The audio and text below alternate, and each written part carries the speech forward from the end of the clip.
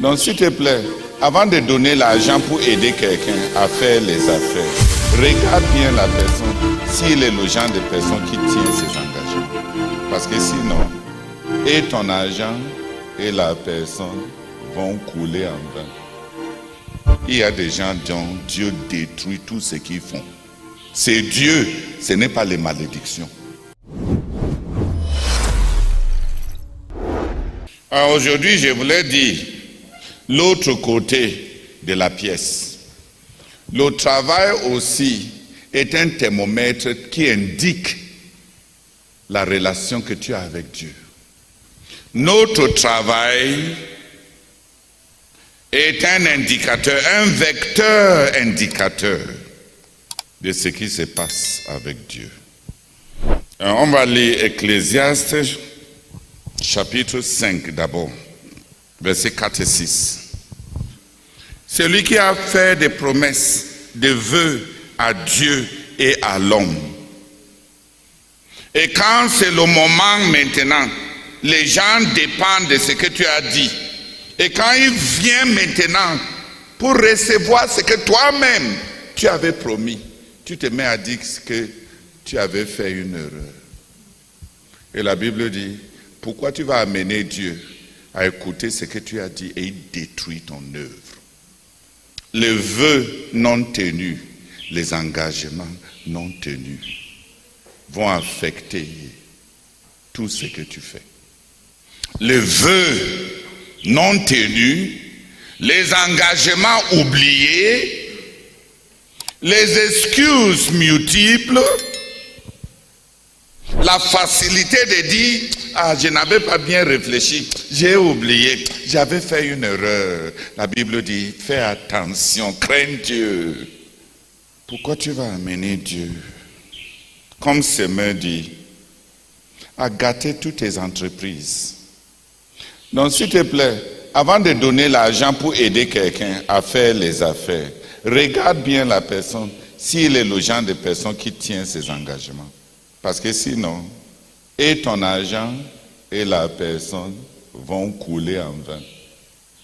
Il y a des gens dont Dieu détruit tout ce qu'ils font. C'est Dieu, ce n'est pas les malédictions. On peut casser les malédictions, on peut te délivrer des malédictions. Qui peut te délivrer de Dieu? Quand c'est Dieu, qui va te délivrer? Quel est le ministre qui a reçu l'onction pour chasser Dieu? Et quand tu commences à regarder les choses de ces gens,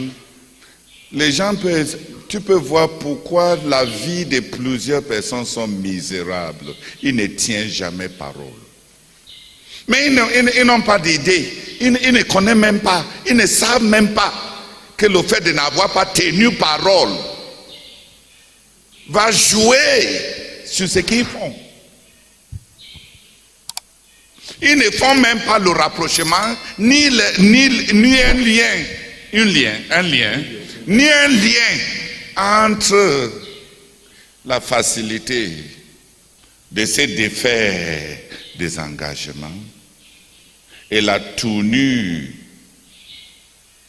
de leurs entreprises. Pourquoi tu vas amener Dieu? Pourquoi tu veux irriter Dieu pour qu'il s'attaque à son travail, à ton travail? Donc notre travail est un indicateur de l'interface de notre relation avec Dieu.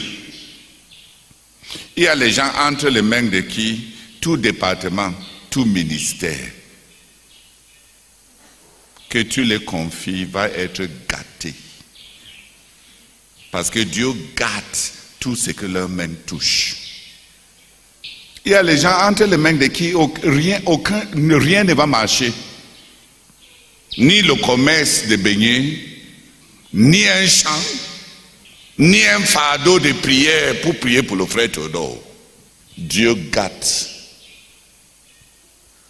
tout ce que leurs mains touchent. Parce qu'ils sont des gens qui ne tiennent parole en rien. Ils font des promesses dont ils sont prêts à oublier, ou bien dont ils sont prêts de s'acquitter avec facilité pour dire j'ai fait une erreur. Et quand ils disent qu'ils ont fait une erreur,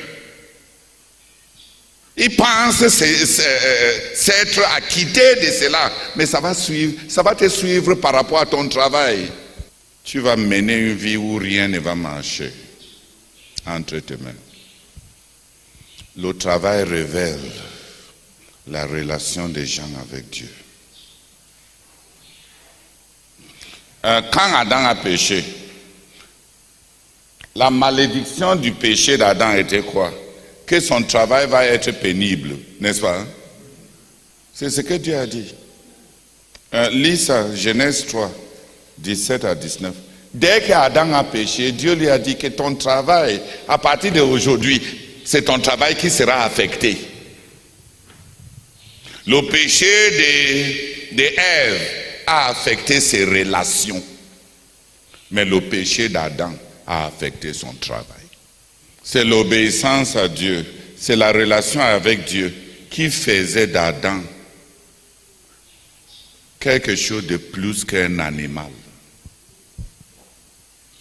Et Dieu lui a dit, maintenant que tu as perdu ce qui faisait de toi un Dieu, et tu as péché, tu as écouté ta femme, tu t'es soumis à ceux qui devaient être soumis à toi, ton travail sera gâté. Tu vas beaucoup travailler et tu vas récolter les ronces et les épines. C'est avec difficulté que tu vas manger, parce que tu n'es rien que de la poussière. Je maudis ton travail pour que tu meurs vite. Je maudis ce que tu fais pour que tu ne puisses pas avoir l'abondance pour vivre longtemps. Donc ce qui se passe dans la relation avec Dieu affecte notre travail.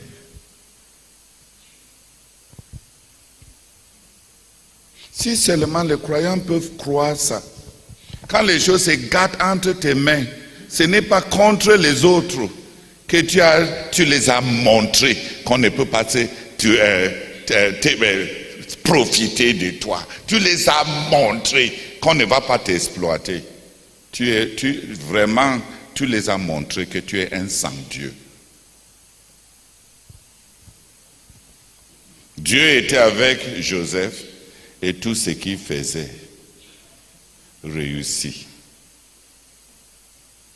Quand ta part se gâte, ce n'est pas le quartier général que tu as détruit. Ce n'est pas parce qu'on ne te donne pas suffisamment d'allocation que tu n'es pas plus producteur. C'est parce que tu es un sans-Dieu. Dieu, au travers des peu que tu as fait jusqu'ici, nous a révélé qui tu es devant lui. Que tu n'as pas de relation avec lui. C'est pour ça que les choses se gâtent entre tes mains.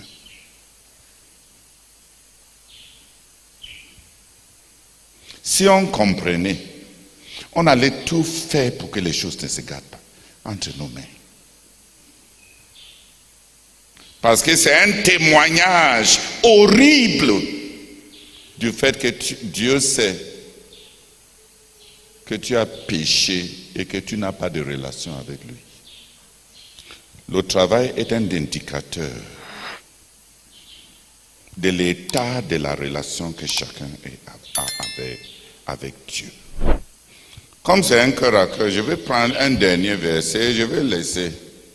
Si ton cœur accepte, tant mieux. Si ton cœur n'accepte pas, ta vie est longue, tu vas vivre ça. N'est-ce pas, la vie est longue? Balance ce que j'ai dit. N'est-ce pas, tu as ta vie pour prouver si la parole de Dieu est vraie ou faux. Dans le ministère que tu portes, quand les choses commencent à se gâter, tu as basculé dans ta relation avec Dieu. Dieu sait. Si on était honnête, ça allait être plus facile pour nous de voir qu'on a touché à notre consécration. On a touché à notre relation avec Dieu. On a touché à quelque chose. Et Dieu est en train de toucher aussi à l'œuvre de nos mains. Mais seulement que les gens sont tellement malhonnêtes et les gens sont tellement charnels et non spirituels qu'ils se demandent, il y a quel rapport entre mon chant et ma relation avec Dieu? C'est parce que je n'ai pas prié pour mes chants. Ce n'est pas les prières pour les chants qui feront prospérer les chants. C'est obéir à Dieu et être en communion avec Dieu qui fait prospérer l'œuvre de tes mains. Ok, on va comparer deux versets. Deutéronome 28, verset 12, dit que si on obéit à Dieu, Dieu va bénir l'œuvre de nos mains. Et le verset 20 dit, si nous désobéissons, Dieu va casser tout ce que nos mains touchent. Compare Deutéronome chapitre 28, verset 12 et Deutéronome chapitre 28, verset 20. L'Éternel, si vous obéissez à l'Éternel, il va ouvrir sur vous son ciel. Il va vous donner ses pluies, c'est-à-dire ce qui vient de Dieu, l'intervention de Dieu. Et il va bénir tous les ouvrages de vos mains. Tous les ouvrages de vos mains. Et vous serez en position de prêter, mais jamais en position d'emprunter.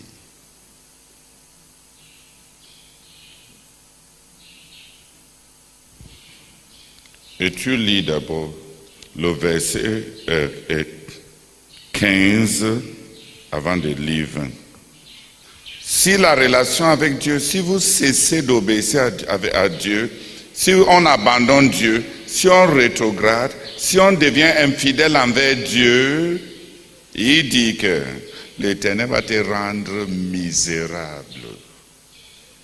Il va apporter la confusion dans ta vie. Et il va gâter tout ce que tes mains vont toucher. C'est une chose terrible d'avoir la signature de celui qui gâte. Parce que tu montres que tu as abandonné Dieu.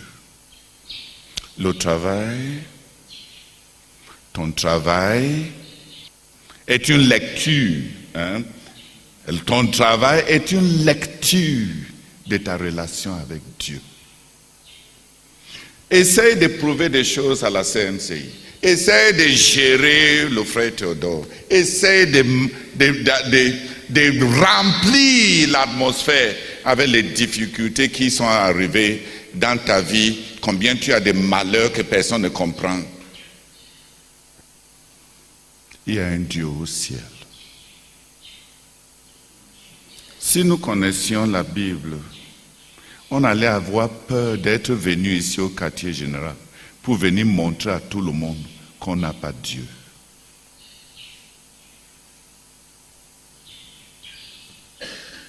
Qu'il y a des péchés cachés, des désobéissances, l'infidélité, la régression,